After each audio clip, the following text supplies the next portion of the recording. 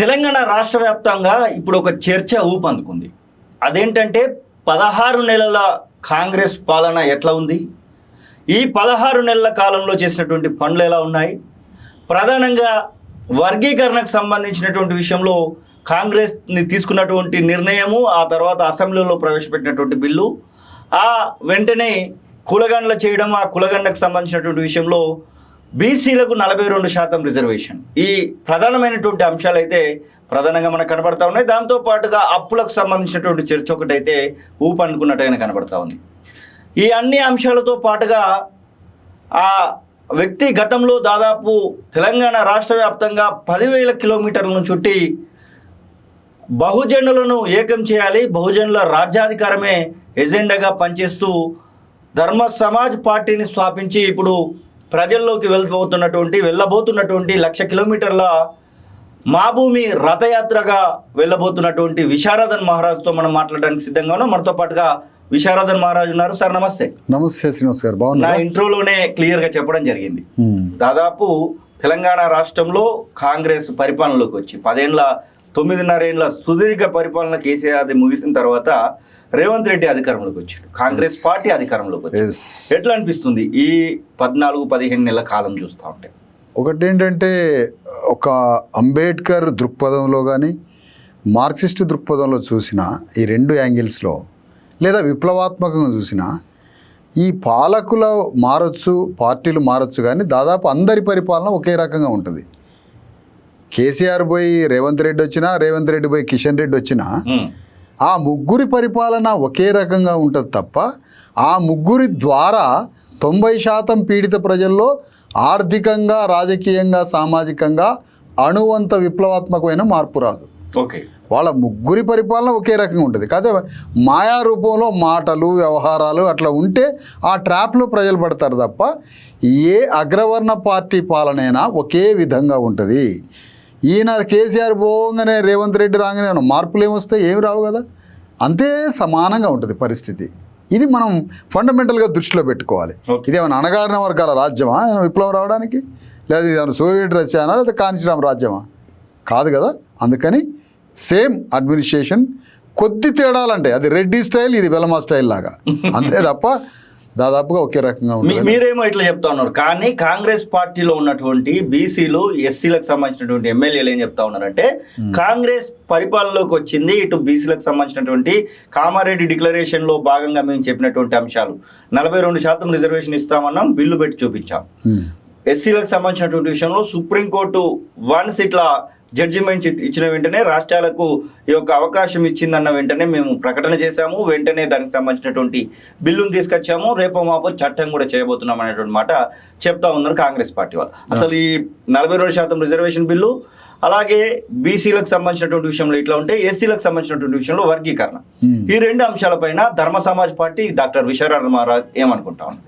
రెండు విషయాలు ఏంటంటే శ్రీనివాస్ గారు, ఒకటి వాళ్ళు ఆల్రెడీ కామారెడ్డిలో బీసీ డిక్లరేషన్ అనే ఒక వాళ్ళ మేనిఫెస్టో పెట్టారు.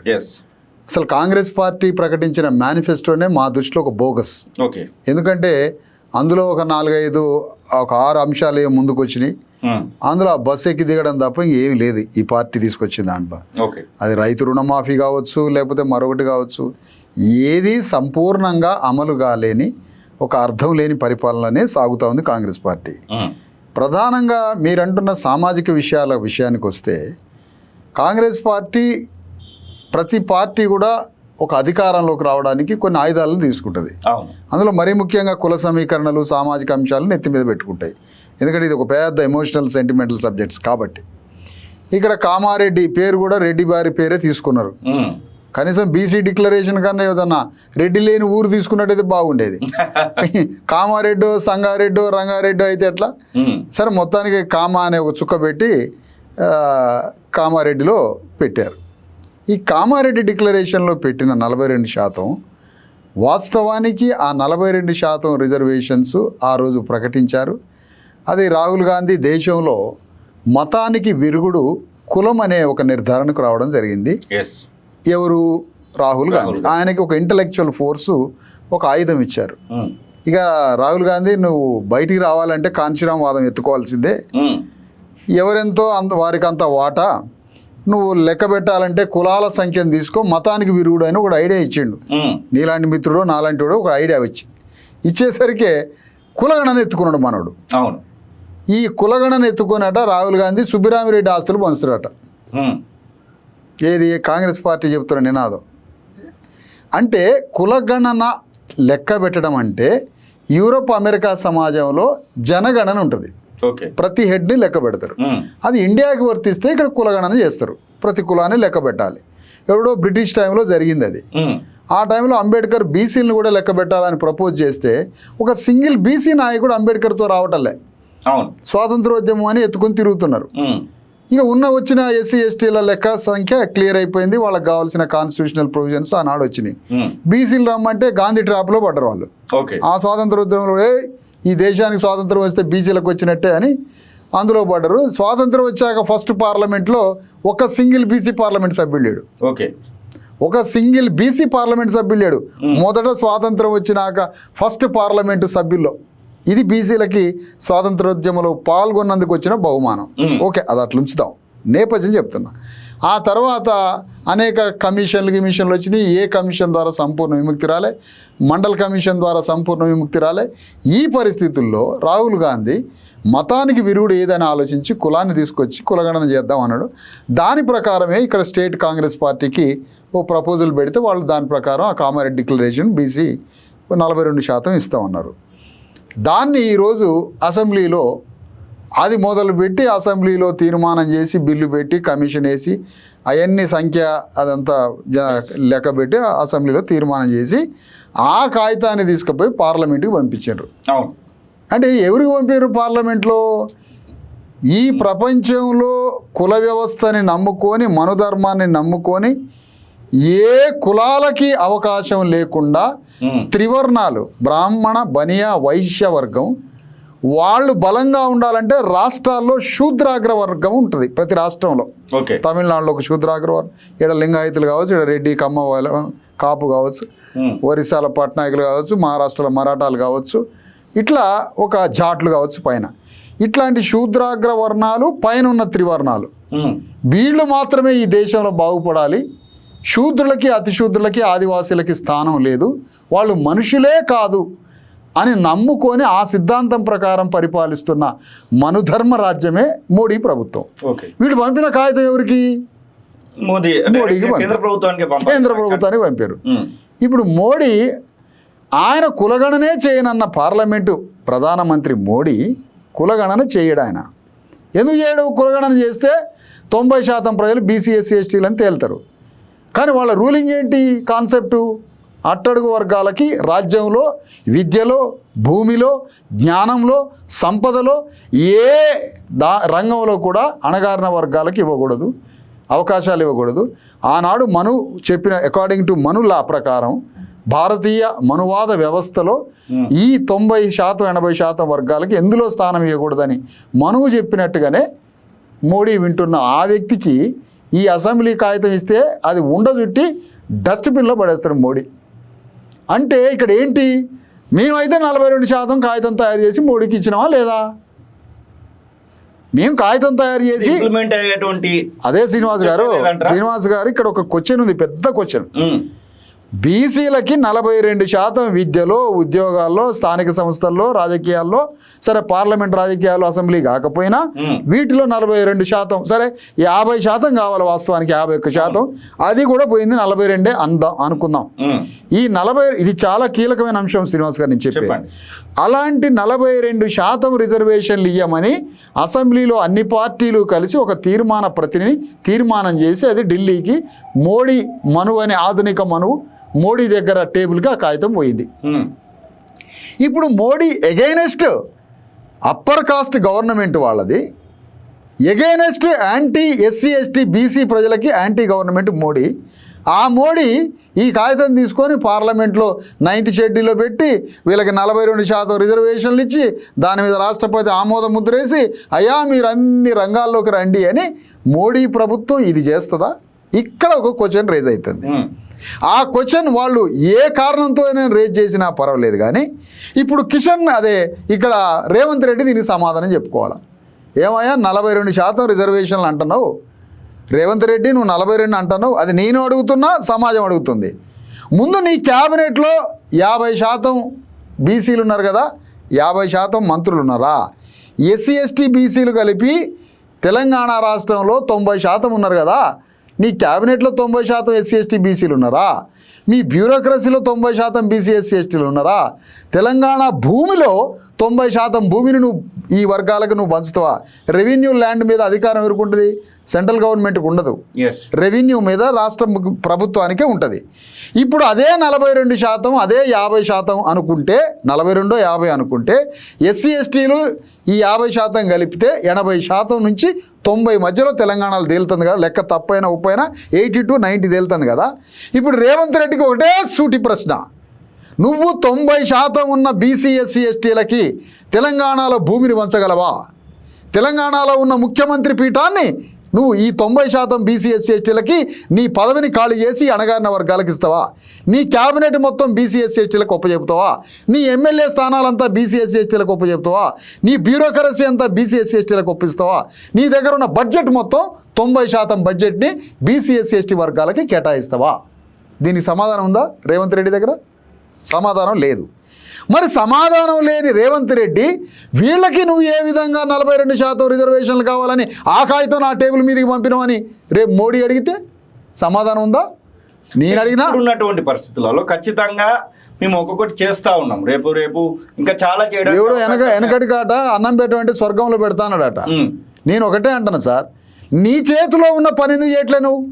80% బీసీ ఎస్సీ ఎస్టీలు తేలినాక ఈ తెలంగాణలో 85% దాదాపుగా వాళ్ళు చెప్పిన లెక్కల ప్రకారం 85% బీసీ ఎస్సీ ఎస్టీలు తేలుతున్నప్పుడు నీ ముఖ్యమంత్రి పీఠానికి నీకు ఎట్లా అర్హత ఉంది? నువ్వు ఇమీడియట్గా ఆ ముఖ్యమంత్రి పీఠాన్ని అణగారిన వర్గాలకు ఒప్పచెప్పాలి కదా. ఎవరు చెప్పిన ప్రకారం రాహుల్ గాంధీ సిద్ధాంతకర్త, కులగణ సిద్ధాంతకర్త రాహుల్ గాంధీ ప్రకారం రేవంత్ రెడ్డి చేసిన బీసీ ఎస్సీ ఎస్టీ కులగణ సిద్ధాంతం లెక్క ప్రకారం నీ ముఖ్యమంత్రి పీఠం ఎవరికి ఒప్పచెప్పాలి? రెడ్లు 4% తేలిపోయింది. లేదు మేమే అంటున్నాం ఇంకో శాతం కలుపుకో 5 అని తేలిపోయింది. 85 ఎవరున్నారు? మరి బీసీ ఎస్సీ ఎస్టీలు ఉన్నారు. మరి బీసీ ఎస్సీ ఎస్టీలు 85 ఉన్నాక ముఖ్యమంత్రి పీఠం మీద రేవంత్ రెడ్డి ఎట్లా కూర్చుంటాడు? ఈ మాట రేపు మోడీ అడిగిండు అనుకో, ఓకేనా నువ్వు నా కాగితం పంపినావు, అన్ని రంగాల్లో ఏమన్నావు, మరి 85% బీసీ ఎస్సీ ఎస్టీలు ఉంటే నువ్వు రెడ్డి అనే వ్యక్తి నువ్వు ఎట్లా ముఖ్యమంత్రి పీఠం మీద కూర్చున్నావని రేపు మోడీ ప్రశ్నిస్తే సమాధానం చెప్తాడా? మోడీ ఎందుకు, నేను ప్రశ్నిస్తున్నా, నువ్వు ప్రశ్నించు. లోకమంతా అడుగుతుంది వాళ్ళ తెలంగాణ. క్యాబినెట్లో ఎవరున్నారు? అగ్రవర్ణాలు. బ్యూరోక్రసీ ఎవరున్నారు? టోటల్ అగ్రవర్ణాలు. బడ్జెట్ అంతా ఎవరు రాసుకుంటున్నారు? బడ్జెట్లో మన స్కూల్స్కి బడ్జెట్ లేదు, మన హాస్పిటల్కి బడ్జెట్ లేదు, మన పోరగాళ్ళకి నిరుద్యోగ వృత్తి లేదు, మనకు ఉపాధి మార్గాలు లేవు. మరి నీ చేతిలో ఉండి నువ్వు ఒక్క సంతకం రేవంత్ రెడ్డి ఒక్క సంతకం చేస్తే 80% మంది 90% మంది బీసీ ఎస్సీ ఎస్టీలకి తెలంగాణ సంపద మొత్తాన్ని పంచవచ్చు, భూమిని పంచవచ్చు, బడ్జెట్ని పంచవచ్చు, నీ క్యాబినెట్ని మార్చవచ్చు, నీ ఎమ్మెల్యేలను మార్చవచ్చు, మొత్తం నీ ఆర్థిక వ్యవస్థని పంచి ఈ వర్గాలకు ఇచ్చి నీ చేతిలో ఉన్న పనిని నువ్వు చేయకుండా కాగితం తీసుకుపోయి మోడీ మెడకెందుకు చూడుతున్నావు? అంటే మీ చిత్తశుద్ధిలోనే లోపం ఉన్నది. ఇప్పుడు మోడీకి అవకాశం, అరే బాబు నువ్వు చేయి నీ రాష్ట్రంలో చేయకుండా కాగితం నాకెందుకు పంపినావు? అంటే మోదీ బీజేపీ మీదకే ఖచ్చితంగా ఇది పడబోతుంది అనేటువంటి విశ్లేషణలు కూడా వస్తా ఉన్నాయి. 100% కోర్టులోకి వెళ్తా ఉంది. 42% అనేది బీజేపీ కోర్టులోకి వెళ్తా ఉంది. ఇప్పుడు అదే బీజేపీకి ఆయుధం దొరికింది. ఓకే, బీజేపీ ఇప్పుడు ఇమీడియట్ గా ఆయుధం దొరికింది. అదే అంటున్నా, రేపు మోడీ అంటాడు 85% తేలిపోయింది బీసీ ఎస్సీ ఎస్టీలు. మరి నీ పీఠం నువ్వు ఎట్లా కూర్చుంటావు? 4% లేని కులగణనే కదా. కులగణన అంటే దాని అర్థం ఏంటి? ఎవరెంత జనాభానో వారికి అంత వాటా. ఈ స్ఫూర్తి అంతా ఎక్కడిది? భారత రాజ్యాంగం మీది ఇప్పటిదాకా ఉన్న మీ దగ్గర ఉన్న బుక్లో మొదటి పేజీలో ఒక స్ఫూర్తిదాయకంగా ఈ దేశాన్ని ఎట్లా పాలించుకోవాలి మనందరం అని రాసుకున్నాం. ఆ పైన ఉన్నటువంటి ముందు మాట ప్రియాంబుల్ బేస్డ్గానే హోల్ కాన్స్టిట్యుయెన్సీ లోపల అదే ఉంటుంది, అధికారాలన్నీ. అలాంటప్పుడు ఆ ముఖ్యమంత్రి పీఠం నువ్వు అణగారిన వర్గాలకి, నీ క్యాబినెట్ అణగారిన వర్గాలకు ఒప్పచెప్పు, నీ బడ్జెట్ మొత్తం అణగారిన వర్గాలకు రాసిపెట్టు అని ఈ ప్రశ్నలు వేస్తే ఆయన దగ్గర సమాధానం ఉందా? పోనీ రేవంత్ రెడ్డి ఇప్పుడు ఆ కాగితం మోడీ దగ్గరికి పోయింది సార్, మోడీ పార్లమెంట్లో తీసుకోవాలా, చర్చ పెట్టాలి, అది 9th షెడ్యూల్లో చేర్పించాలి. ఎందుకు? రిజర్వేషన్కి లిమిటేషన్ ఉంది. అవును. 9th షెడ్యూల్లో చేర్పియాలి. 9th షెడ్యూల్లో చేర్పించి అది పార్లమెంట్ ఆమోదం పొంది రాష్ట్రపతి సంతకం చేసి ఆ కాగితం ఇక్కడికి రావాలి. ఈలోపు ఒక తరం చచ్చిపోతుంది అంటున్నా. మరి రేవంత్ రెడ్డి చేతిలో ఈ రోజే తెలంగాణలో విప్లవాన్ని తీసుకురావడానికి ఆయన నిర్ణయాధికారంతో ఈరోజే నిర్ణయించి తెలంగాణలో ఉన్నటువంటి మొత్తం 90% బీసీ ఎస్సీ ఎస్టీల జీవితాల్లో ఈరోజే రేవంత్ రెడ్డి సంతకం, ఒక్క సంతకంతో విప్లవాన్ని తీసుకురావచ్చు. ఉదాహరణకి 4th సిటీ తయారవుతుంది. లక్షల ఎకరాల 4th సిటీ, గజం జాగలేని లక్షల మంది పేదోళ్ళు ఉన్నారు హైదరాబాద్లో. వీళ్ళందరికీ 4th సిటీలో ఒక్క 60 గజాల స్థలం ఇచ్చే ఒక జీవో తీస్తే దీనికి అడ్డు ఎవరన్నా చెప్తారా?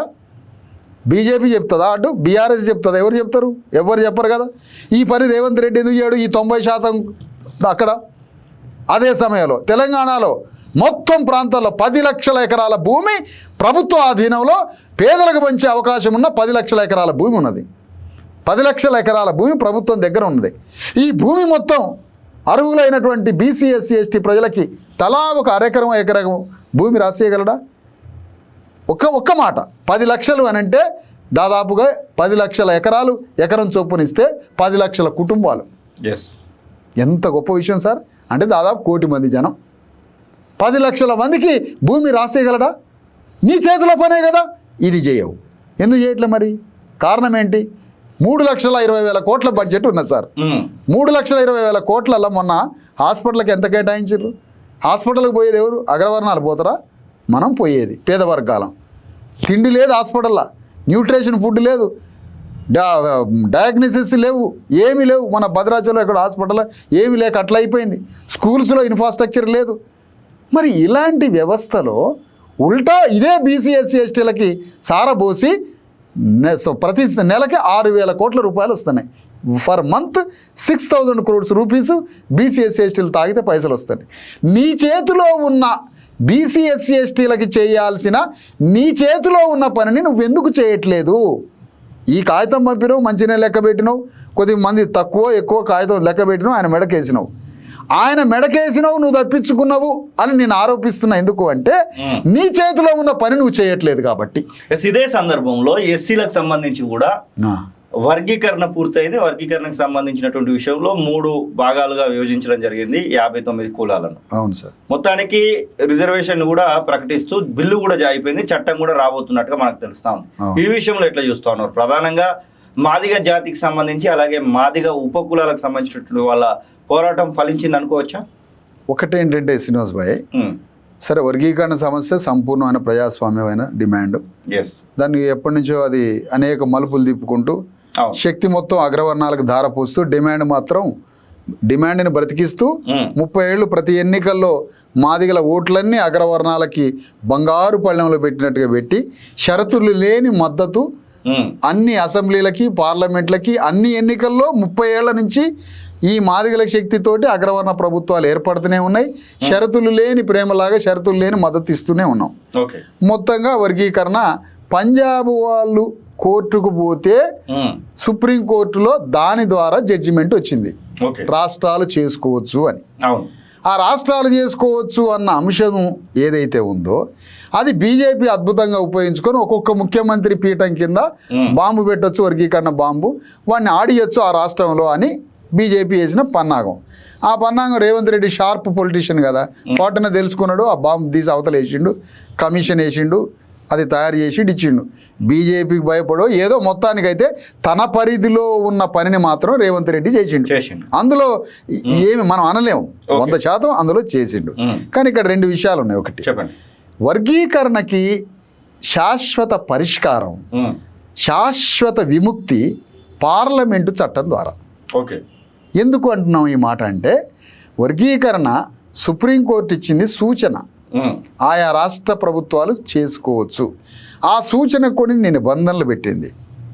ఆ ఎంపిరికల్ డేటా అని, జనసంఖ్యని, అనుభవదారులని అనేక రకాల మెజర్స్ వాడి మళ్ళీ మీకేదైనా తేడా వస్తే మళ్ళీ మీరు కోర్టు మెట్లెక్కొచ్చు అని కూడా అందులో అనేక వివరాలను పొందుపరిచిన ఒక సూచన మాత్రమే. ఒక సూచన షరతులు వర్తిస్తాయి. అయితే ఇక్కడ ఒక పాయింట్ చాలా మందికి అర్థం కాదు. 2004లో సుప్రీంకోర్టు ఏమనిచ్చింది? రాష్ట్రాలకి అధికారం లేదు అని సుప్రీంకోర్టు జడ్జిమెంట్ ఇచ్చింది. రాష్ట్రాలకి అధికారం లేదు అన్న జడ్జిమెంట్ ఏమో అది ఆర్డర్. దాన్ని వ్యతిరేకిస్తే డిస్మిస్ అయిపోతాయి ప్రభుత్వాలు. అంటే కంటెంప్ట్ ఆఫ్ ద కోర్టు. కోర్టుని ధిక్కరించినందుకు రాష్ట్ర ప్రభుత్వమే కావచ్చు, పౌరుడే కావచ్చు, సంస్థలే కావచ్చు, మొత్తాన్ని కూలిపోవాల్సిందే. సుప్రీంకోర్టు ఆర్డర్ అది. రాష్ట్రాలు చేసుకోవచ్చు అని మొన్న ఇచ్చింది, అది సూచన, అది ఆర్డర్ కాదు. ఓకే, రెండింటికి ఉన్న డిఫరెన్స్. ఈ సూచనలో అనేక అంశాలు పొందుపరిచింది, ఎట్లా చేసుకోవాలి అవన్నీ చెప్పింది. మళ్ళీ మీకు ఏ తేడా వచ్చినా అనేక అంశాలు, మీకు ఎక్కడ తేడా వచ్చినా మళ్ళీ కోర్టు మెట్లు ఎక్కవచ్చు అన్నది. సరే, మొత్తానికి ఓకే, జీవో వచ్చింది. అదే మనం రేపు బిల్లు పాస్ అయింది, రేపు గవర్నమెంట్ జీవో వస్తుంది, బాగుంది. అయితే ఇక్కడ ఏంటంటే వర్గీకరణ కూడా అమలు అవుతుంది తెలంగాణలో. ఓ 3-4 ఏళ్ళు ఉంటుంది, ఉండదని కూడా ఏం లేదు. అంటే గతంలో 1999-2004 మధ్యలో ఎట్లా ఉన్నదో వస్తుంది, 25-30 మధ్య వస్తుంది.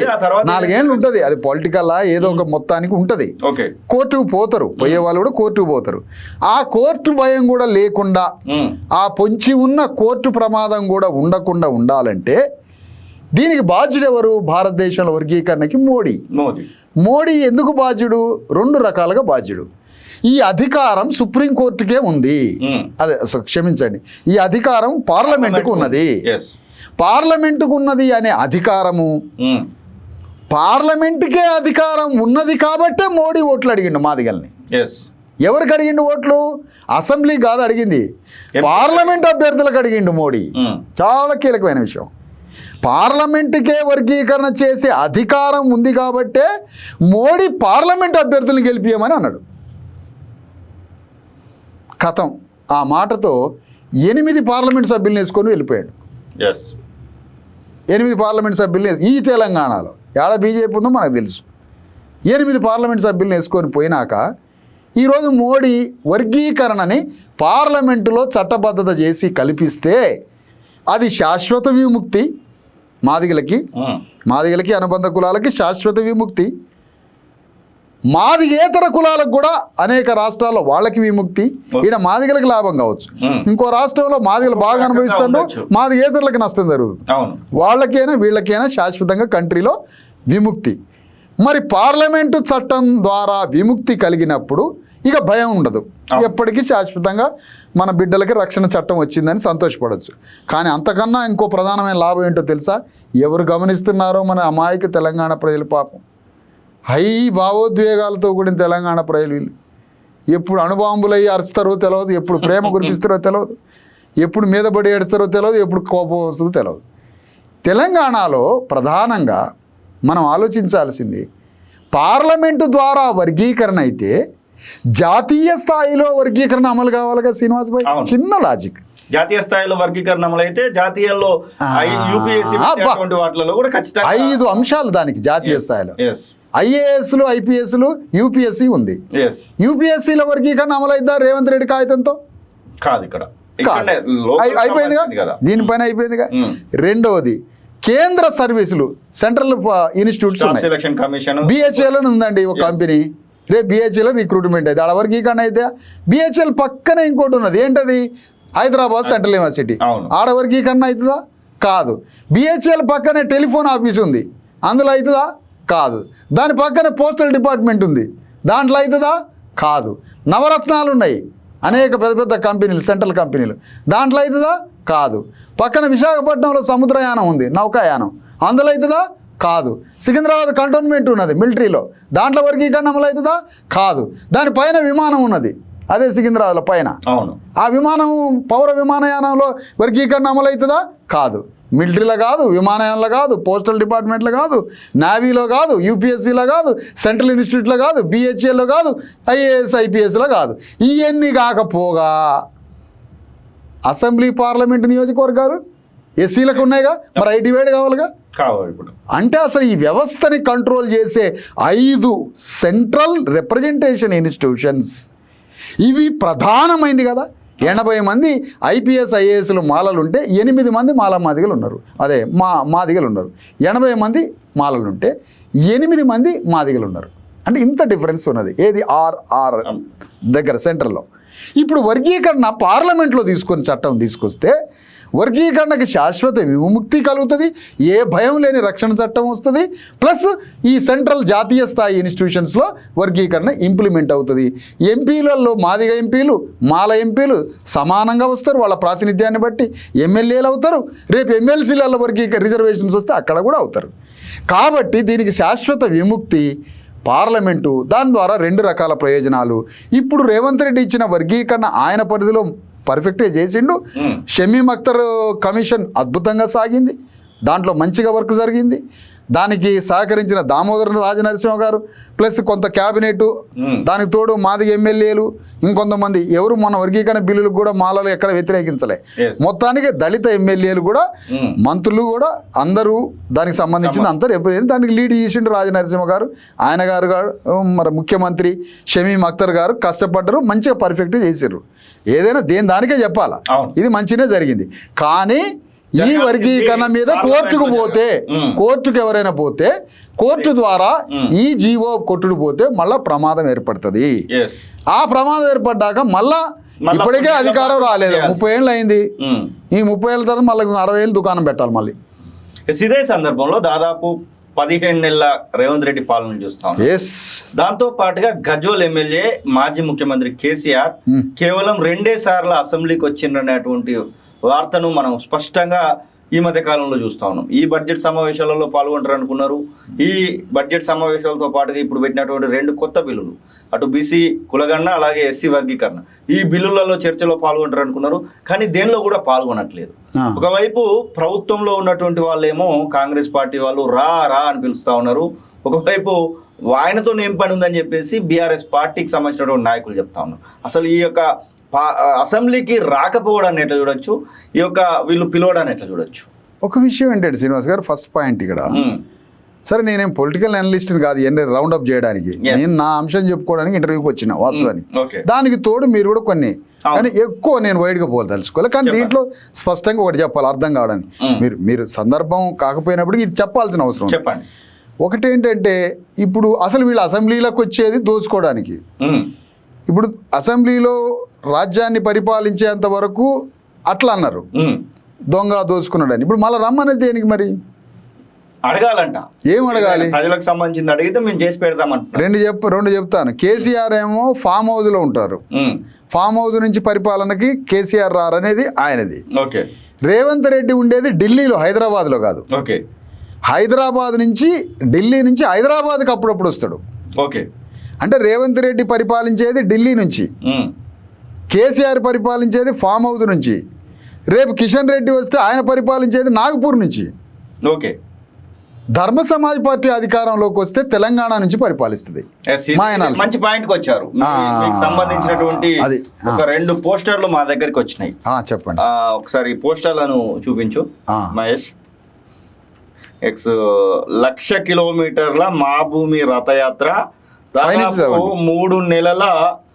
3 సంవత్సరాల 3 నెలల పాటు జరగబోతున్నట్టుగా తెలుస్తుంది. ఏప్రిల్ 14 అంబేద్కర్ జన్మదినం రోజున ఈ యొక్క కార్యక్రమాన్ని ప్రారంభించబోతున్నట్టుగా తెలుస్తా ఉంది. Telangana BC SC ST rights రాజ్యాధికార సాధన జాక్ ధర్మ సమాజ్ పార్టీ కలిసి చేస్తున్నటువంటి ఈ యొక్క ప్రోగ్రాం ఇది. ఖచ్చితంగా 3 సంవత్సరాల 3 నెలలు ఉంటుంది.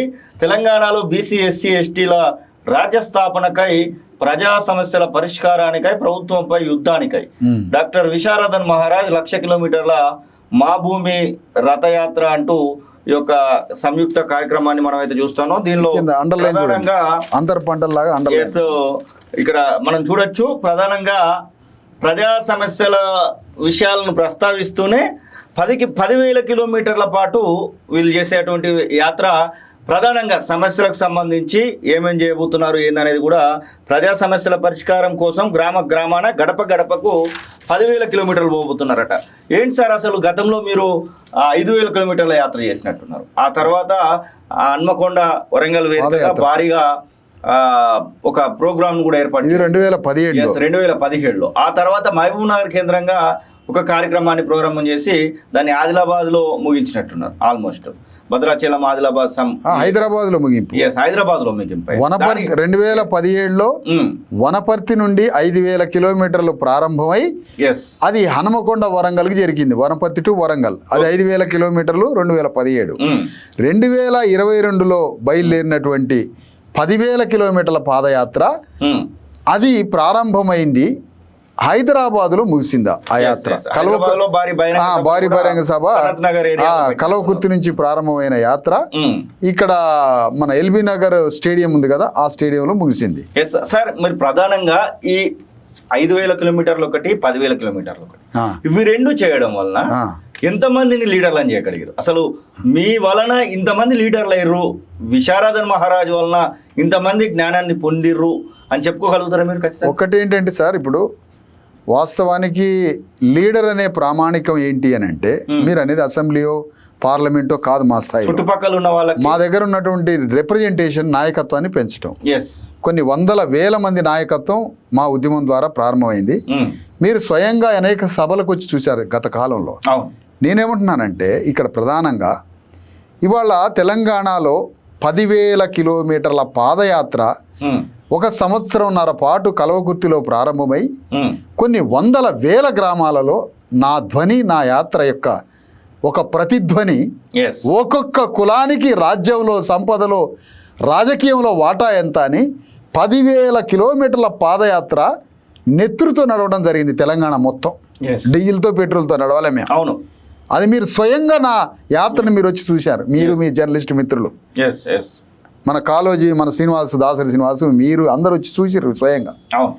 మరి ఇంతమంది చూసిన యాత్రలో మేము వేసిన ప్రశ్నలు ఈ రోజు తెలంగాణలో ఏ మూలన పోయినా, ఎక్కడికి పోయినా బీసీ వాదమని, ఎస్సీ వాదమని, ఈ రాజ్యంలో మా కులాల వాటా ఎంత అని ఇంత పెద్ద చర్చ జరగడానికి బీజం ఉందంటారు. 100% ఉన్నది.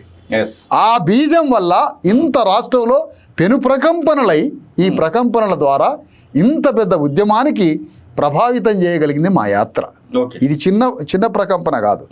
దీనికి ఇంకా అనేక వాయువులు తోడు కావచ్చు, కానీ ప్రధాన భూమికని మా యాత్ర ద్వారా ప్రతి కులం గురించి మాట్లాడాను నేను. మీరు చూడండి, మీరు స్వయంగా సాక్ష్యం దానికి. అనేక కులాలు బీసీలల్లో, ఎస్సీలల్లో, ఎస్టీలల్లో తెలంగాణలో చరిత్రలో ఈ కులాలు ఏమైపోయినాయి, రాజ్యాంగం ఏం చెబుతుంది, రాజ్యాంగ ఆయుధాల ద్వారా ఈ కులాలు ఎట్లా విముక్తి పొందాలా, ఒక మంగళోళ్ళకి వాటా ఎంత, ఒక వంజరోళ్ళకి వాటా ఎంత, ఒక గౌండ్లోళ్ళకి వాటా ఎంత, ఒక గొల్లోళ్ళకి వాటా ఎంత, ఒక ముదిరాజులకి, గంగపుత్రులకి, బెస్తోళ్ళకి, కుమ్మరోళ్ళకి, చాకలోళ్ళకి, మంగళోళ్ళకి, విశ్వకర్మలకి, ప్రతి కులానికి రాజ్యంలో, భూమిలో, సంపదలో వాటా ఎంత అని ప్రశ్నించిన తొలి ఉద్యమం కాదు సార్ తెలంగాణలో. అవును, సరే సాయుధ పోరాటాలు జరగవచ్చు, నక్సలైట్లు జరగవచ్చు, కమ్యూనిస్టులు జరగవచ్చు, అనేక డిజిటల్ యుగంలో మాత్రం జరిగినటువంటిది మీరు చెప్పాలి కదా. ఇన్ని ప్రశ్నల ద్వారా సమాజం అంతా చైతన్యమై ఒక గట్టుదగిన గోదావరి లాగా మొత్తం ప్రజలు, బీసీ, ఎస్సీ, ఎస్టీలు తండోపతండాలుగా ఈ వాదాన్ని అందుకొని ఈరోజు చేశారు. మీరు 2017లో చేసినటువంటి యాత్రలో ప్రధానంగా మహారాజుల కాలనీ, ఏ గ్రామానికి పోయినా కానీ ఊరు చివరన ఒక ప్రాంతంలో మహారాజుల కాలనీ అనేది ఇప్పుడు ఖచ్చితంగా ఎన్ని మహారాజుల కాలనీలు మీరు స్థాపించుకుంటారు? దాదాపు ఇప్పుడున్నటువంటి పరిస్థితులలో సర్పంచ్ ఎలక్షన్స్ అయితే లోకల్ బాడీస్ లో డిఎస్పీ పార్టీ తరఫున మీరు అప్పుడు చేసినటువంటి మహారాజుల కాలనీ, అప్పుడు చేసినటువంటి ఆ యొక్క యాత్ర ఎఫెక్ట్ రెండో యాత్ర ఓట్ల రూపకంగా మారబోతా ఉందా? మంచి ప్రశ్న వేశారు సార్. ఇప్పుడు తెలంగాణలో వాస్తవానికి మా యాత్ర ద్వారా 6,000 గ్రామాల్లో మహారాజుల కాలనీ బోర్డులు ఆయా జాతుల ఆత్మగౌరవం కోసం ఏర్పాటు చేయడం జరిగింది. మహారాజుల కాలనీ బోర్డు ఎందుకు పెట్టామంటే, ఆ రోజుల్లో మాదిగాని చెప్పుకోవడానికే సంశయిస్తూ సామాజికంగా భయపడే కాలంలో ఆ రోజు మాదిగాని చెప్పుకోవడం ఎంత సరి అయిన సత్యమో, ఆ తర్వాత ఈ మాదిగలు మహారాజని చెప్పుకోవడం కూడా అంతే సరి అయింది. ఆనాటి రోజుల్లో ఒక దశ ఉంటుంది సార్, దేనికైనా ఎవాల్యూషన్, పరిణామ క్రమం ఉంటుంది. కాలమాన పరిస్థితుల కరంగా పరిణామాలు జరుగుతాయి, సంస్కరణలు జరుగుతాయి, పరివర్తన జరుగుతుంది. ఇది కాలం ఇచ్చే సమాధానం. అంటే ప్రజల యొక్క హ్యూమన్ లైఫ్ ఎప్పుడైనా కాలమాన పరిస్థితులంగా ట్రాన్స్ఫర్మేషన్ జరుగుతుంది, ఎవాల్యూషన్ జరుగుతుంది, రిఫార్మేషన్ జరుగుతూ ఉంటుంది, మారుస్తూ ఉంటుంది. ఆనాడు మాదిగలనే చెప్పుకోలేని దుస్థితి, అది ఆనాడు నిజం. ఆ తర్వాత మాదిగలు మహారాజులని ఉన్నతంగా పిలుచుకోవడం, ఓకే. లంబాడి కులం సార్ నాయక్ అని పెట్టుకుంటారు. అవును. గొల్లోళ్ళు యాదవులు యదువంశ రాజులు అని పెట్టుకుంటారు. ముతరాసి బంటోళ్ళు ముదిరాజు అని పెట్టుకుంటారు. పిచ్చగుంట్లోళ్ళు వంశరాజులు అని పెట్టుకుంటారు. కోయోళ్ళు నాయకులు అక్కడ కొండరెడ్లు అని పెట్టుకుంటారు. అక్కడ కూడా కొంతమంది. అంటే ఒక్కొక్క కులం తమ కులం పేరు చివరన తమ గ్లోరిఫై చేసుకొని ప్రైడ్ హిస్టరీ ఆ కులానికి ఉన్న పురాణ కాలంలో ఇతిహాసంలో జానపద చరిత్రలో తమ కులానికి ఒక గొప్ప చరిత్ర ఉంది, ఆనాడు మేము రాజులము నాయకులము అని వాళ్ళ కులం పేరు పక్కన పెట్టుకుంటారు. అది యొక్క వాళ్ళ వంశ సంస్కృతి, వాళ్ళ పూర్వీకుల సంస్కృతిని ప్రైడ్గా గర్వంగా చెప్పుకొని ఆ గర్వంగా చెప్పుకున్న దాంట్లో ప్రేరణ పొంది ఆ ప్రేరణతో ఈ అంధకార సమాజాన్ని చీల్చుకుంటూ ఆ ధైర్యంతో యుద్ధం చేస్తారు. కమ్మ కులం చౌదరి అని పెట్టుకుంటారు. అవునా? కమ్మ కులం చౌదరి అని పెట్టుకుంటుంది, లేదా నాయుళ్ళు అని పెట్టుకుంటారు. వెంకయ్య నాయుడు, చంద్రబాబు నాయుడు, రామానాయుడు వీళ్ళు కమ్మ కులం. అవును. ఈ కమ్మ కులం ఏమని పెట్టుకుంటారు? నాయుళ్ళం, అంటే మేము నాయకులం గర్వంగా చెప్పుకుంటారు. తుర్కా వాళ్ళు ఏమంటారు? నవాబు సాహెబ్ అని పెట్టుకుంటారు, అంటే తమ కులాన్ని గర్వంగా ప్రకటించుకోవడం. అట్లా కొన్ని వందల వేల కులాలు కులం పేరు ఉన్నప్పటికీ తమ ఉన్నతమైన చరిత్రని పెట్టుకుంటారు. మరి ఆ మాటకు వచ్చినప్పుడు మొట్టమొదట భూమండలం మీద ఆదిజాంబవ మహారాజు అని పురాణాలని ఘోషిస్తున్నాయి కదా. పురాణాలని ఘోషించి ఆదిజాంబవ మహారాజు ఆయన ఈ భూమండలానికే మహారాజు అని. సరే, ఆయన రూపాన్ని వేరే రకంగా వక్రీకరించారు. ఇంత శక్తిమంతుడు, ఇంత రాజనీతిజ్ఞుడు, ఇంత గొప్ప తత్వవేత్తకి మానవ రూపం ఇస్తే నువ్వు నేను ఆదర్శం తీసుకొని జామవంతుడిలాగా తయారైతే అందుకని జామవంతుడి గుడ్డేలు రూపం ఇచ్చారు. అంటే మానవుడు కాదు ఆయన గుడ్డేలు, కానీ మానవ రూపం ఇస్తే నాకు నీకు ప్రేరణ మళ్ళీ అక్కడ భయపడి ఆయన్ని గుడ్డేలు రూపంలో ఇచ్చారు. కానీ మానవుడు అతను, గుడ్డేలు లేరు. అది CCMBలో కనుక్కొని సర్టిఫికేట్ తీసుకోవాలా మనుషులా ఎవరనేది. అయితే తంగరాజ్ అని ఉన్నాడు CCMBలో డైరెక్టర్, ఆయన అడిగి చెప్పేస్తాడు. నేషనల్ ఇంటర్నేషనల్ ఎనలిస్ట్ అతను. సరే, ఓకే, అదే ఒక భాగం. మొత్తానికి మాదిగలకున్న పూర్వకాలపు మహారాజ్ అనే నామకరణం ఏదైతే ఉందో ఆ నామకరణాన్ని మహారాజ్ ఆదిజాంబవ మహారాజు యొక్క వంశీకులు కాబట్టి ఆ మహారాజుని పక్కన పెట్టడం జరిగింది. అదొక్కటే కాదు, ఈరోజు మా పూర్వీకులు ఆయనే కాకుండా అనేక మంది శూద్రరాజులు, శివాజీ మహారాజ్ అని పెట్టుకున్నాడు కదా. సాహు మహారాజ్ మొదటిసారిగా రిజర్వేషన్లు ఇచ్చిన ఆయన మహారాజ్ అని పెట్టుకున్నాడు కదా. సామ్రాట్ అశోక చక్రవర్తి అని ఇటు సైడ్ అంటాం, అటు సైడ్ మహారాజ్ అంటారు. సంత్ రవిదాస్ మహారాజ్ మాదిగల్ని సాంస్కృతికంగా విప్లవీకరించి గురునానకే జ్ఞానం ఇచ్చినాడు సంత్ రవిదాస్. గురునానక్కి జ్ఞానం ఇచ్చిండు సంత్ రవిదాస్. కబీర్ దాస్కి జ్ఞానం నేర్పిండు. అలాంటి సంతు మహారాజ్, రవిదాస్ మహారాజ్, శివాజీ మహారాజ్, సాహు మహారాజ్, సామ్రాట్ అశోక చక్రవర్తి మహారాజ్, ఆదిజాంబవ మహారాజ్, ఇలాంటి మహారాజుల నామాన్ని తీసుకొని మాదిగ జాతి పక్కన పేరు పక్కన పెట్టి ఆనాడు మాదిగ అన్నది ఎంత కరెక్టో ఆ కాలానికి ఈరోజు మహారాజు అని చెప్పుకొని తమ సాంస్కృతిక వారసత్వ వైభవాన్ని ప్రేరణకి స్ఫూర్తికి అగ్నిలాగా ఆ ప్రేరణ గురి అయి ఆ ప్రేరణలో నుంచి మా బలం తగ్గినప్పుడు మా మనోబలానికి, మా ఆత్మ బలానికి, మా ఆత్మశక్తి కోసం మేము ఈ అంధకార ప్రపంచంలో స్వయం ప్రేరణ చెంది రాజ్యం కోసం యుద్ధం చేసి సమాజంలో ఉన్నతంగా బతకాలి కాబట్టి మాదిగలకు ఆనాడు మహారాజుగా నామకరణం చేయడం జరిగింది. మీకు తెలుసు, లక్షలాది మందికి మహారాజు అని పేరు పెట్టడం కూడా జరిగింది ఉన్నతీకరణకి. అలాంటి మహారాజులకి రాజకీయ పరిజ్ఞానాన్ని కూడా ఈ రోజు వరకు ఇస్తూనే ఉన్నాం. మాదిగలతో పాటు సహబాధిత వర్గమైన బీసీలు, ఎస్సీ, ఎస్టీలని మీ కళ్ళ ముందే 10,000 కిలోమీటర్లు ఆర్గనైజ్ చేసిన సంగతి తెలుసు. అయితే మొత్తంగా మేము పార్టీ రాజకీయ వేదిక ఉంది, మాకు అనేక సాంస్కృతిక వేదికలు కూడా ఉన్నాయి. ఈ రాజకీయ వేదిక నుంచి మీరు ఇవన్నీ చేస్తూ వస్తున్నారు. మీరు 2017లో చేసినటువంటి పాదయాత్ర కానివ్వండి, దాదాపు 3.5 దశాబ్దాలుగా మీరు చేస్తున్నటువంటి ఈ ఉద్యమాలు 2.5 దశాబ్దాలు అటు ఇటుగా 99 మీ యొక్క ప్రారంభమైంది. 27-28 సంవత్సరాల ఈ యొక్క ప్రయాణంలో ఓటర్లను ప్రధానంగా మనకు కావాల్సింది రాజ్యాంగం చెప్పేదైనా ఎవరైతే చెప్పేదైనా కానీ చట్టసభలు లేకపోతే మనకు రిప్రజెంటేటివ్గా ఉన్నటువంటి అదే కదా నిర్ణయాధికారం, అదే కదా నిర్ణయాధికారం. దానికోసము మీ యొక్క ప్రయత్నాలు చేస్తూ ఉన్నారు కాబట్టి ఓటర్లుగా మార్చేటువంటి చర్యలో విశారదన్ మహారాజు వెనకబడిపోతా ఉన్నారు. గతంలో మునుగోడు బైపోల్స్ లో మీరు పోటీ చేయడం జరిగింది. ఆ తర్వాత నిన్నగాక మొన్న జరిగినటువంటి లోకల్ బాడీ ఏదైతే ఎమ్మెల్సీ అసెంబ్లీలలో ఎక్కడ కూడా మీ యొక్క ప్రభావము కొంత మేరకు తక్కువ కనబడతా ఉంది. 800 ఓట్లు, 500 ఓట్లు, 1000 ఓట్ల వరకే మీ యొక్క ప్రభావం కనబడతా ఉంది. ఓట్లుగా మర్చలేనప్పుడు మీ యొక్క పోరాటం అంతా వృధా ప్రయాసే కదా. కరెక్టే మాట్లాడారు సార్. మీరు 120 ఏళ్ల కాంగ్రెస్ పార్టీని, లేకపోతే 40 ఏళ్ల బీజేపీని, లేదంటే 25 ఏళ్ల టీఆర్ఎస్ని తీసుకొచ్చి సమాజంలో ఆధిపత్య వర్గాల చేతిలో ఉన్న రాజకీయ పార్టీలని, సమాజంలో ఆధిపత్య స్థాయిలో ఉన్నటువంటి వేల లక్షల కోట్ల అధిపతుల్ని మమ్మల్ని కంపేర్ చేయొద్దు. ఎందుకు అనంటే మేము ఓట్లలో ఎన్నికల్లో పోటీ చేసినప్పుడు మా వాదాన్ని స్వచ్ఛంగా, పరిశుద్ధంగా, సైద్ధాంతికంగా చెప్పుకుంటూ, సాంస్కృతికంగా మార్చుకుంటూ, అంబేద్కర్, ఫూలేలు చెప్పిన ఆల్టర్నేటివ్ కాన్షిరామ్ చెప్పిన ఫిలాసఫీ ప్రకారం పోతున్నాం. కష్టపడి పనిచేసిన మా పార్టీ పెట్టి సంవత్సరాలు కాలే. పార్టీ అంతకుముందు ఫ్రీగా కొంత జరిగింది, కానీ తర్వాత మేము పార్టీ పెట్టాము. ఇప్పుడు పార్టీ పెట్టంగానే పెట్టిన 6 నెలలకే అసెంబ్లీ ఎన్నికలు వచ్చినాయి. 1,00,000 ఓట్లు సంపాదించినాం. మరి 1,00,000 ఓట్లు అని అంటే మొదటిసారిగా పోటీ చేస్తే 500, 800, 1000, 1500, 2000 రావడం సహజమే కదా సార్. ఆయన 1,00,000 ఓట్లు సంపాదించినాం. రేపు స్థానిక సంస్థల ఎన్నికలు మీరు అడుగుతున్నట్టుగా వస్తున్నాయి. స్థానిక ఎన్నికల్లో ధర్మ సమాజ్ పార్టీ మరియు బీసీ, ఎస్సీ, ఎస్టీ, జేఏసీలు ఇంకొన్ని సంయుక్తంగా అందరం కలిసి ఎన్నికల్లో పోటీ చేయడానికి ప్రతిపాదనలు చేస్తున్నాం.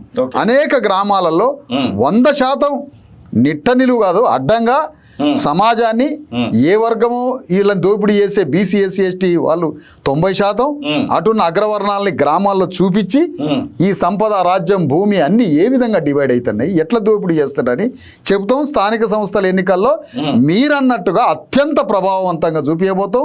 అటు మా భూమి రథయాత్రలో ఉంటా, ఇటు వచ్చి స్థానిక సంస్థల ఎన్నికల్లో ఉంటా. అటు మా భూమి రథయాత్రలో ఉంటా, వారానికి 5 రోజులు, 2 రోజులు అనేక జిల్లాల్లో జరిగే పోరాటాలు, సమస్యలు, హైదరాబాద్ జరిగే పోరాటాలు ఇటు ఉంటా, అటు ఉంటా. అటే పోతారని కొంతమంది సంతోషపడతారు. అటే పోను. పొలిటికల్ స్టెప్ లో మీరు విజయం సాధిస్తారని 100% రాబోయే దశాబ్ద కాలంలో. ఇప్పుడు నేను పెట్టుకొని అనేక సార్లు మీ అందరికీ వేదికల మీద చెప్పాను సార్. 10 ఏళ్ళు నేను టైం పెట్టుకున్నా. నా కార్యకర్తలు మేము ఒకే తపస్సు, చిత్తశుద్ధిగా. మాకు పక్షి రెక్కలు కనపడట్లే, పక్షి కనపడట్లే, పక్షి కనుగుడ్డే కనపడుతుంది మాకు. ఎందుకు ఇంత స్పష్టంగా? ఆ ముఖ్యమంత్రి సింహాసనం నిర్ణయాధికారం కలిగిన, అమలు చేసే అధికారం కలిగిన, సూపర్ పవర్స్ కలిగిన, రాజ్యాంగాన్ని అమలు చేసే సంపూర్ణ అధికారం కలిగి నిర్ణయించి అమలు చేసి ఒక్కొక్క సంతకంతో విప్లవాన్ని తీసుకురాగలిగేది ముఖ్యమంత్రి పీఠం. ఆ ముఖ్యమంత్రి పీఠాన్ని మాదిగా దళితుడిని దాని మీద కూర్చోబెడతాం 2 ఏళ్ళు. ఆ తర్వాత 3 ఏళ్ళు బీసీ కులాలని ఆ సింహాసనం మీద కూర్చోబెడతాం. 2 వర్గాలు, 2 కళ్ళు.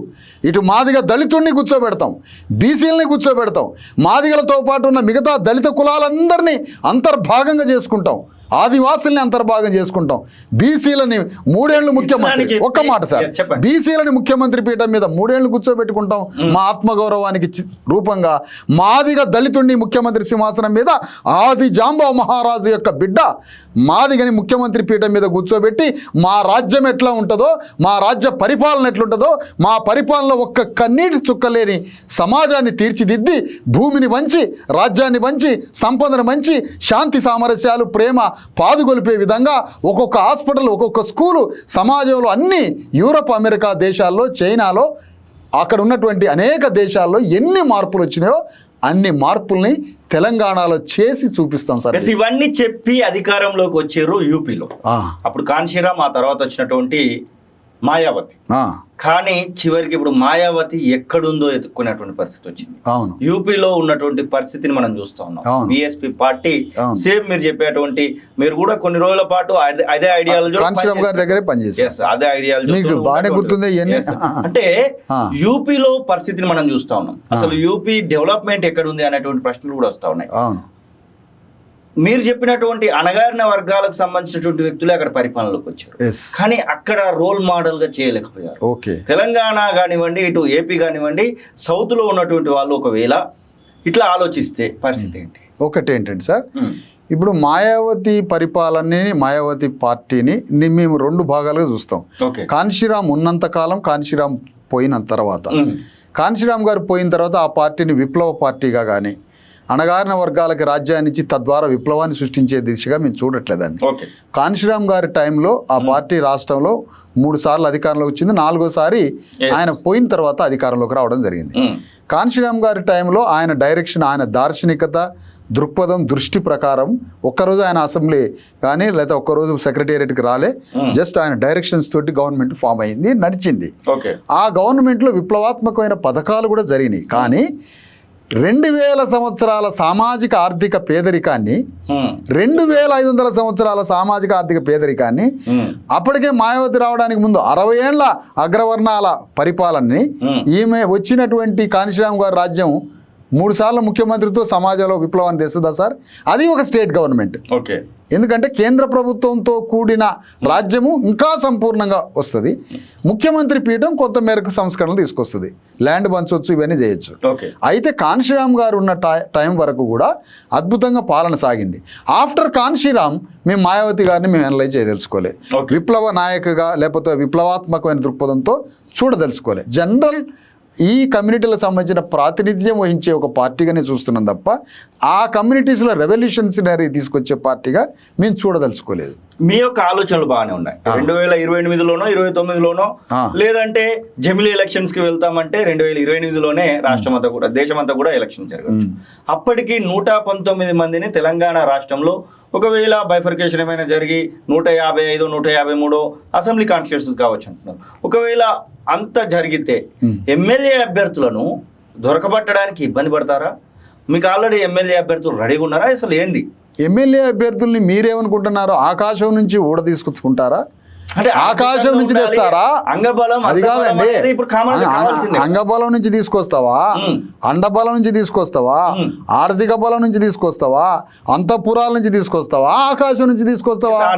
మేము భూమి పొరల నుంచి తీసుకొస్తాం. బట్టలు ఉతికే సాకలన్నం తీసుకొస్తాం అసెంబ్లీలోకి, కుండలు చేసే కుమ్మరన్నం తీసుకొస్తాం, వడ్రంగం పని చేసే వడ్లన్నం తీసుకొస్తాం, చెరువుల చేపలు పట్టే గంగపుత్తును పట్టుకొస్తాం, ముదిరాన్ని పట్టుకొస్తాం, రెక్కలు ముక్కలు చేసి తాడి చెట్టు ఎక్కే 100 అడుగులు తాడి చెట్టు ఎక్కే గౌండ్లనాయని తీసుకొస్తాం, యాదవ్ గొర్రెలు కాసే యాదవనని, కురుమగుల్లాయన్ని, ఈ కులాలను తీసుకొచ్చి అసెంబ్లీలోకి తీసుకొస్తాం. వీళ్ళేం అంతఃపురాల నుంచి రారు, లేకపోతే అందమైన బట్టలు వేసుకొని సూటు బూట్లతో రారు, భూమి పొరల నుంచి పట్టుకొని వస్తాం. కాకపోతే మాది యుద్ధం కాబట్టి యుద్ధంలో నుంచి నాయకత్వాన్ని సృష్టించుకోవాలి మేము. ఇప్పుడు వాళ్ళు వచ్చేది అంతఃపురాల నుంచి, వాళ్ళ లీడర్ లాగా చూస్తారు మీరు, మేము అట్లా చూడదలుచుకోలే. వాళ్ళు సామాజిక ద్రోహుల్లాగా చూస్తున్నాం, దోపిడీదారులాగా చూస్తున్నాం. మేము అణగారిన వర్గాల నుంచి బతకరావడానికి మా దగ్గర వనరులు లేవు అన్నది వాస్తవం, నిజమే. ఇది మీరు అన్నట్టుగా ఇవాళ ఖరీదుగా ఎన్నికలు చేసి పారేసారు. భారతదేశంలో అత్యంత చైతన్యం తెలంగాణలో ఉందంటారు, భారతదేశంలో అమ్ముడుపోయే రేటు ఎక్కువ ఉంటుంది, భారతదేశంలో ఓటు రేటు ఎక్కువ ఉంటుంది. అంటే సేలబుల్ ఇక్కడే, మన భారతదేశంలో ఏమో రాజకీయ చైతన్యం తెలంగాణలో ఉందంటారు. మరి రాజకీయ చైతన్యం ఉంటే ఈ వర్గాలన్నిటికీ ప్రాతినిధ్యం ఎందుకు లేదు? పార్టీలకు నాయకత్వం లేదు, ఏమీ లేదు. మేము వాదన మొదలు పెట్టాక ఒక్కొక్క పార్టీకి నాయకత్వాలు మారుతున్నాయి. బీజేపీ అధికారంలోకి వస్తుంది, బీజేపీ ఖచ్చితంగా తెలంగాణలో అధికార పీఠం దక్కించుకుంటుంది అనేటువంటి మాట అమిత్ షా చెప్తా ఉన్నాడు.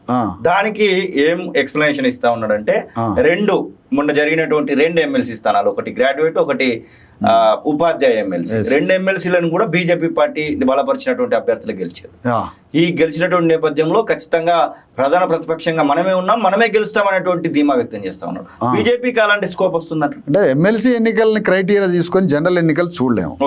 మొన్నటి ఎమ్మెల్సీ ఎన్నికల్లో అక్కడ గెలిచిన మల్క కుమరయ్య గాని, లేదంటే అక్కడ గెలిచినటువంటి అంజిరెడ్డి గాని, వాళ్ళు బీజేపీ కావచ్చు, కానీ ఆ ప్రాతినిధ్యపు ఓటు వేరే. తర్వాత అక్కడ కొంత మున్నూరు కాపు చైతన్యం ప్రదర్శించారు, బీసీ చైతన్యం కాదు అది. చాలా మందికి అర్థం కాదు ఏంటంటే, కొంత మేరకు బీసీ చైతన్యం వచ్చింది, నేను దాని కాదనట్లే. కొంత మేరకు చిరంజీవులు గారు, మన జాదుల గారు, ఈశ్వరయ్య గారు, కొంతమంది బీసీలు పోయారు, బాగానే ప్రచారం చేసిండ్రు. ప్రసన్న హరికృష్ణ గౌడు తాను సొంతంగా ఏర్పాటు చేసుకున్న తన క్యాలిబరు, క్యారెక్టరు, తను ఎంతో కాలంగా పనిచేసినటువంటి ఒక డైనమిజం ఉన్నది. దానికి తోడుగా బీసీ వాదం కూడా కొంత బీసీల ఓట్లు, బీసీ వాదం అంటే బీసీల ఓట్లు యాడ్ అయినాయి వీళ్ళ పని వల్ల. దానివల్ల వచ్చింది తప్ప మున్నూరు కాపు గ్రాడ్యుయేట్ ఒక్కళ్ళు ఓటేయాలి మళ్ళీ హరికృష్ణకి. ఎందుకు? వాళ్ళు నిర్ణయించుకున్నారు గౌండ్లాయన్ నాయకుడు కావద్దు వాళ్ళకి, మున్నూరు కాపులే నాయకత్వం కావాలా. బీసీ ఉద్యమం అంటారు కానీ బీసీలలో ఉండేటువంటి గౌండ్లు, ముదిరాజులు, పద్మశాలీలు, పద్మశాలి బట్టన్ వేసే పద్మశాలి వీళ్ళు కావద్దు, మున్నూరు కాపులే కావాలి. కాబట్టి ప్రసన్న హరికృష్ణకి ఒక ఓటేయలే, మళ్ళీ మున్నూరు కాపులు 6,500 మంది టీచర్లు మళ్ళీ కొమరకి వేసిండ్రు. చూసిర్రా, ఆడ పూల రవీందర్కి అక్కడ ఓటేసిండ్రు.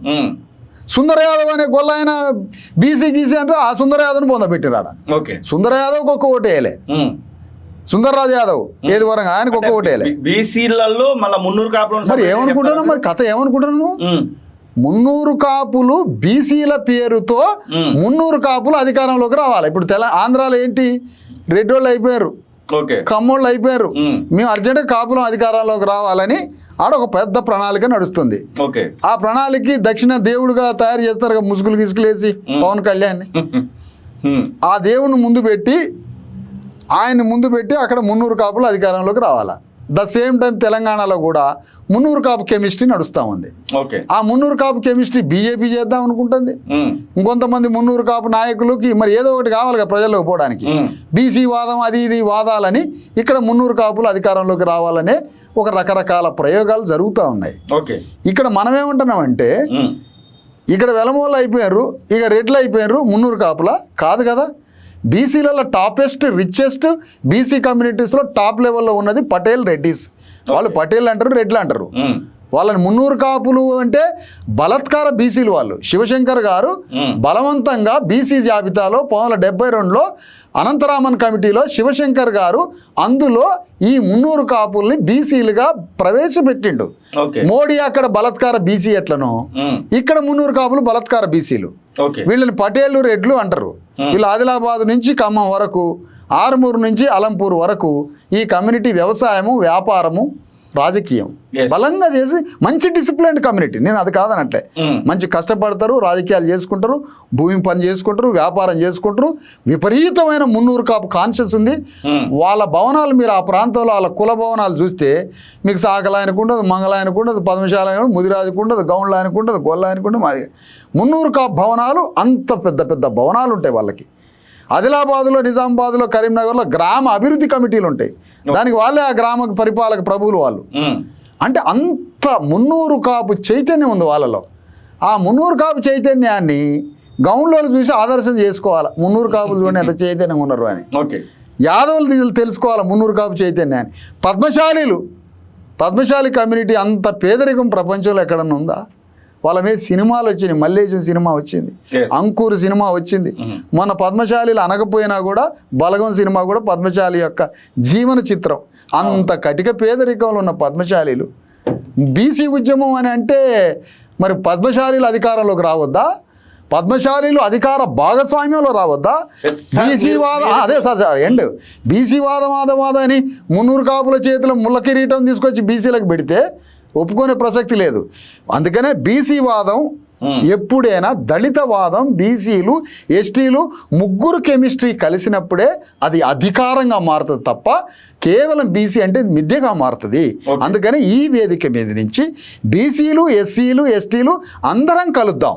ముగ్గురం కలిసి బీసీలలో ఉన్న బలమైన జాతులు అంటే ఎక్కువ సంఖ్య ఉండి దోపిడీకి గురైనటువంటి భూమిపుత్రులైన అసలైన బీసీ ప్రజలు ఉన్నారు. అలాంటి వాళ్ళని అధికారంలోకి తీసుకొద్దాం, ఎస్సీ ఎస్టీలని అధికారంలోకి తీసుకొద్దాం. అలాంటి ప్రణాళిక కాన్షీరామ్ గారు చేసిండు, ములాయం సింగ్ చేసిండు, లల్లు ప్రసాద్ చేసిండు, కరుణానిధి చేశారు. వీళ్ళందరి ప్రయోగాలు మన కళ్ళ ముందు చరిత్రలో సాక్షాత్కరించబడుతున్నాయి. ఈ రోజుకి హాస్పిటల్స్, ఎడ్యుకేషన్, స్కూల్స్ తమిళనాడు, కేరళలో ఎంత అద్భుతంగా ఉన్నాయో చూడండి. అంటే మనకు మోడల్ మన కళ్ళ ముందు. కాబట్టి అలాంటి అధికారాన్ని మనం తెచ్చుకోవాలి. అందులో ఈ అణగారిన కులాలు ఉండాలి. మున్నూరు కాపులు వాళ్ళ పట్ల దేశం కాదు, మనం ఏమంటున్నాం, రెడ్లలో ఉన్న పేదలను కూడా మనం గౌరవించాలనుకుంటున్నాం. రెడ్లలో మనసున్న రెడ్లు ఉంటారు, మదగజాలు లాంటి రెడ్లు ఉంటారు. మనకు మదగజాల రెడ్లు వద్దు, మనసున్న రెడ్లు కావాలి. మున్నూరు కాపులల్లో రాజకీయంగా, ఆర్థికంగా, సామాజికంగా ఉన్నతంగా ఎదిగిరు బీసీలలో ఉన్న అన్ని కులాల కన్నా. కానీ మున్నూరు కాపుల్లో కూడా కొందరు పేదలు ఉన్నారు. ఆ పేదల్ని మనం గౌరవించాలి, మనలో వాళ్ళని కలుపుకుపోవాలి, వాళ్ళని కడుపులో పెట్టుకొని చూసుకోవాలి వాళ్ళని. మున్నూరు కాపులో ఒక హానెస్ట్ నాయకుడు ఉన్నాడు, విఠల్ అని, తెలంగాణ విఠల్. పిచ్చి ప్రేమ ప్రజలంటే. అలాంటి మనిషిని మనం కలుపుకొని ప్రయాణం చేయాలి. మీరు ఇప్పుడు ఈ యొక్క 1,00,000 కిలోమీటర్ల పాదయాత్రను ఏప్రిల్ 14వ తారీఖు 2025 నుంచి ప్రారంభించబోతాం. Exactly sir. ఈ యొక్క పాదయాత్ర ఉద్దేశం ప్రధానంగా ఏముండబోతాం? మంచి మాట అన్నారు సార్ చివరిలో. ఈరోజు తెలంగాణలో రాజకీయ అచైతన్యం ఉంది సార్. ఓకే. ప్రపంచంలో ఎక్కడా లేని రాజకీయ చైతన్యం తెలంగాణలో ఉందని అంటారు. నేను దాన్ని పూర్తిగా వ్యతిరేకిస్తున్నా. ఓకే. ఎందుకు అంటే ఇక్కడ తెలంగాణ వాదం పేరు కానీ, లేదా కాంగ్రెస్ పార్టీ జాతీయవాదం పేరు కానీ, హిందూ జాతీయవాదం బీజేపీ కానీ, కమ్యూనిస్టులు కార్మిక రాజ్యం అన్న ఏది ఉన్నా ఇక్కడ అగ్రవర్ణాలే ఉంటారు. ఇక్కడ ఎక్కడ తెలంగాణలో రాజకీయ చైతన్యం ఉంటే అర్థం ఏంటో తెలుసా సార్? రాజకీయ చైతన్యానికి ప్రామాణికం ఏంటో తెలుసా? రాజకీయ చైతన్యం ప్రజల్లో ఉంది అంటే అధికారంలో, సంపదలో, భూమిలో, అన్నింటిలో వాటా ఉండడమే రాజకీయ చైతన్యం ఉన్నట్టు అర్థం. అన్ని పార్టీలకి, నాయకత్వాలకి, అణగారిన వర్గాల ప్రాతినిధ్యం ఉందంటే రాజకీయ చైతన్యం ఉందని అర్థం. అందరికీ భూమి పంచిండ్రు అంటే రాజకీయ చైతన్యం ఉందని. కానీ తెలంగాణలో భూమి, రాజ్యం, సంపద అన్నీ 2 కులాల 3 కులాల చేతిలో ఉంటే రాజకీయ చైతన్యం ఉందని అంటే ఆ మాట అన్నోడు అంత ఫూలిష్ ఇంకొకటి లేడు ఇక్కడ నేను చెప్పొచ్చేది ఏంటంటే తెలంగాణలో అస్పష్ట రాజకీయాలు ఉన్నాయి, స్పష్టత లేదు. రాజకీయ చైతన్యం అంటే ఏంటో అర్థం కాదు. ఇక్కడ అనేక వాదాల ముసుగులో అణగారిన వర్గాల యొక్క సమభాగస్వామ్యం ఉండదు. ఒక మోసం జరుగుతుంటుంది. దళారీ వ్యవస్థ ప్రపంచంలో ఎక్కడా లేని దళారులు అగ్రవర్ణాలకి, అణగారిన వర్గాలకి మధ్యలో ఇక్కడ సరిహద్దు మనుషులు ఉంటారు. సరిహద్దు మనుషులు, దళారులు, అతి భయంకరమైనటువంటి బ్రోకర్లు, అతి భయంకరమైన పొలిటికల్ ప్రాసిక్యూటర్లు, ఇంత భయంకరంగా ఉంటారు. వీళ్ళు ఉద్యమాలని చివరికి అగ్రవర్ణ పార్టీలకు ఓట్లు వేపిస్తూ ఉంటారు. ఉద్యమం అంటారు, బీసీ అంటారు, ఎస్సీ అంటారు, ఎస్టీ అంటారు, అన్నీ చెప్తారు. తీరా ఎన్నికల సమయానికి ఓట్లను తీసుకుపోయి రెడ్డి రావులకి, లేకపోతే కమ్మ కులానికి, అగ్రవర్ణాలకు ఓట్లు వేపిస్తుంటారు.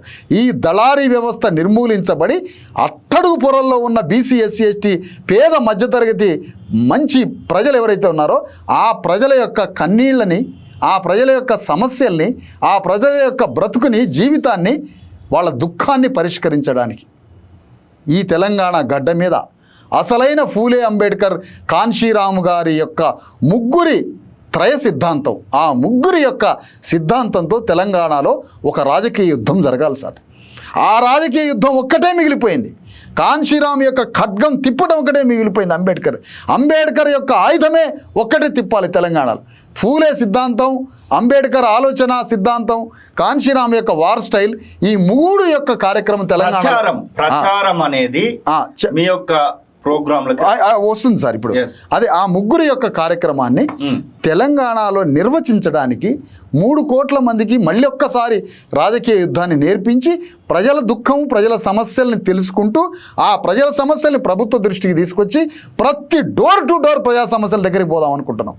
ప్రతి ప్రభుత్వ కార్యాలయం, ప్రభుత్వ అనుమతి పొందిన ప్రైవేట్ కార్యాలయం, ప్రతి మనిషి దగ్గరికి పోయి తన కన్నీళ్ళకి పరిష్కారం చెప్పమని ముఖ్యమంత్రి రేవంత్ రెడ్డిని, ప్రధానమంత్రి మోడీని, ఈ దేశంలో ఉన్న పరిపాలకుల్ని ఈ ప్రజల దుఃఖానికి మీరే కదా కారణం, ఈ సమస్యను పరిష్కరించండి అని శాంతియుతంగా, ప్రజాస్వామ్యబద్ధంగా అడగడానికి, ప్రజల సమస్యల పరిష్కారం కోసము మరియు మా వర్గాల్ని రాజ్యంలో తీసుకురావడానికి, రాజకీయ చైతన్యం ఇవ్వడానికి ఈ 2 ముఖాలతో 1,00,000 కిలోమీటర్ల రథయాత్ర, అంతర్గతంగా 10,000 కిలోమీటర్ల పాదయాత్ర కూడా ఉంటుంది.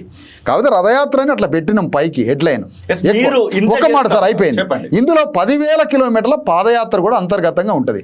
ఇది అంబేద్కర్ జయంతి ఏప్రిల్ 14వ తారీఖున ఆదిలాబాదులో, అంబేద్కర్ జయంతి ఏప్రిల్ 14న వచ్చే నెలే, ఆ రోజు భారీ బహిరంగ సభ పెట్టి ఆ బహిరంగ సభలో ఈ యాత్రని ప్రారంభించి ఈ యాత్ర నడుస్తూ ఉంటుంది సార్.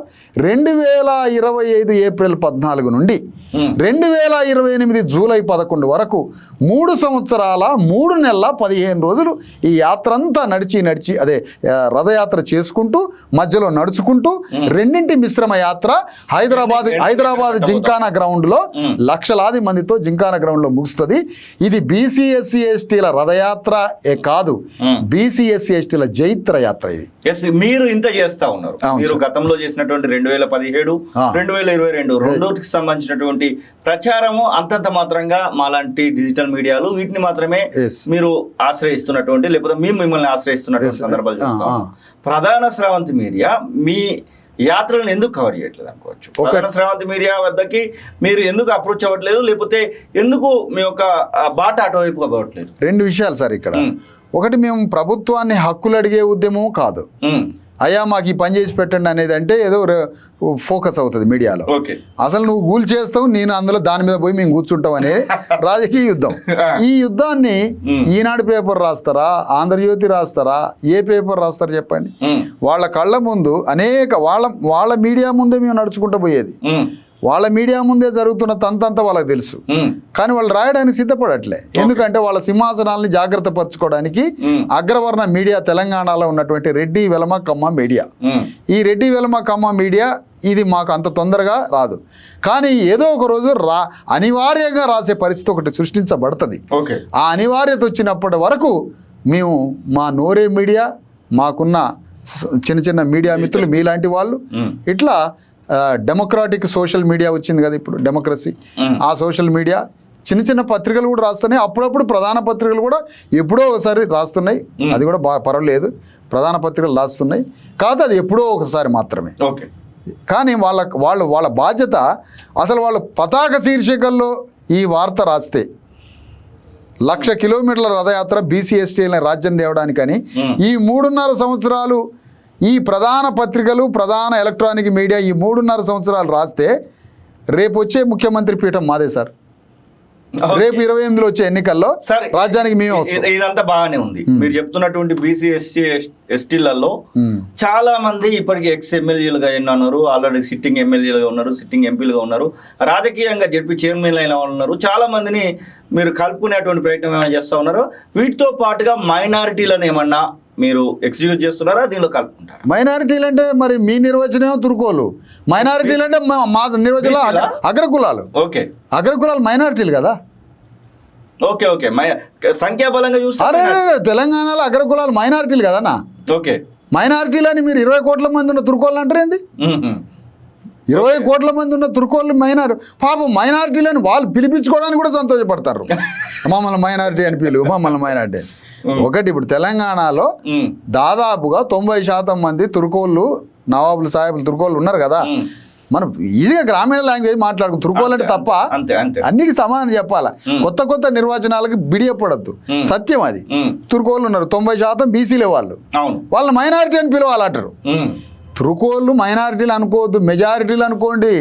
మీరు బీసీలు, ఈ దేశం మూలవాసులు. ఆ రోజున్న సామాజిక వ్యవస్థ కఠోరమైన నియమాలల్లా మీరు సూఫీలు, బాబాలు వాళ్ళ దగ్గరకు వచ్చి మీరు ముస్లింలుగా మారిపోయారు. జాన్పాడు సైదుల వాళ్ళనో, దర్గాల వాళ్ళనో సూఫీలు అనేక మంది డెమోక్రాటిక్ వచ్చి అత్తుకున్నారు. మీరు వచ్చి చేరినరు. దూదేకులు, గీదేకులు ఒక 60-40 కులాలు పేర్లతో గుజరాత్లో కొన్ని ఉన్నాయి, అనేక రాష్ట్రాలు, బెంగాల్లో ఉన్నారు, అన్నీ ఉన్నారు, తెలంగాణలో కూడా బాగానే ఉన్నారు. వీళ్ళంతా బీసీలు. మైనారిటీలు అంటే వెలమ మైనారిటీలు, రెడ్డి మైనారిటీలు, కమ్మ మైనారిటీలు, కర్ణం మైనారిటీలు. వీళ్ళని మైనారిటీలు అంటే వాళ్ళు ఒప్పుకుంటారా సార్? మీరు కలుపుకునే అగ్రవర్ణ మైనారిటీలు. ఓకే, తప్పకుండా. ఇక్కడ తెలంగాణలో 2 రకాలుగా ఉంటుంది sir human body. Human body 2 రకాలు ఉంటుంది. Body, soul. సోల్ నాదే. తెలంగాణలో ఉన్న మీరు అనేటువంటి వాళ్ళందరి యొక్క ఆత్మ మాదే. కానీ బాడీ ఒప్పుకోదే కేసీఆర్ని వదిలిపెట్టి, బాడీ ఒప్పుకోదే రేవంత్ రెడ్డిని వదిలిపెట్టి, బాడీని ఒప్పుకోదు కిషన్ రెడ్డిని వదిలిపెట్టి. బాడీలు వాళ్ళ ఎక్కడే ఉంటాయి. వాళ్ళ సోల్ని జయించాలనుకుంటున్నాను నేను.